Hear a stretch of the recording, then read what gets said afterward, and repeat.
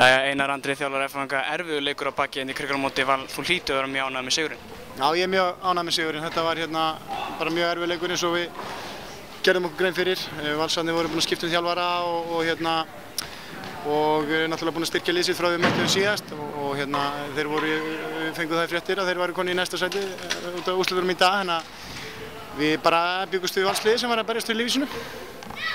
Nú byrja Valsmenn á því að sokkar ykkur dálítið með þessari vörn, þetta er dálítið erfitt að skora hjá þeim í byrjun. Þið virtu samt alveg ná að höndla það, eða hvað fannst þið með það? Já, þeir komu okkur aðeins óvart með að vera svona í framleik. Við byggumst við þeim í 6-0 vörninni sem þeir voru búin að spila.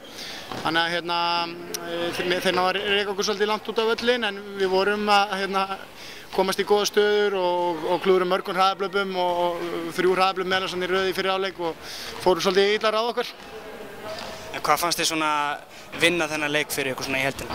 Mér fannst það bara vera svona sigurvilji og karakter, að halda alltaf áfram og lentum tvisvar undir en við höfum alltaf trú á þessu, fannst við vera með á varnarlega og ég sagði við strákana þarna í leikhléinu það einhver 10 mínútur eftir og vorum marki undir, við værum algjörlega með leikinn en við þurftum bara að klára stöðuna okkar betur. Nú hefur Ísak Rafnsson verið að spila vel í varnarleik F-fanga upp á síðkastið, hann spilaði ekki eins mikið í dag, er hann eitthvað meiddur eða eitthvað svoleiðis? Já, hann er búinn að vera aðeins meiddur og veikur líka, þannig að við reyndum að spila honum eins lítið og við gátum í dag. Nú eru 4 stig í Haukana, lítur á þess svo að það sé ykkur líkur að þið geti tekið á svona í lokin? Nei, við erum alls ekkert að horfa á það, Haukarnir eru bara með það öflugt lið og búin að spila þannig með þeim miklum gæðum í vetur að það er ekkert sem við erum að leiða hugan að og við erum bara einbeitt okkur að komast í úrslitakeppnina ennþá. Takk fyrir.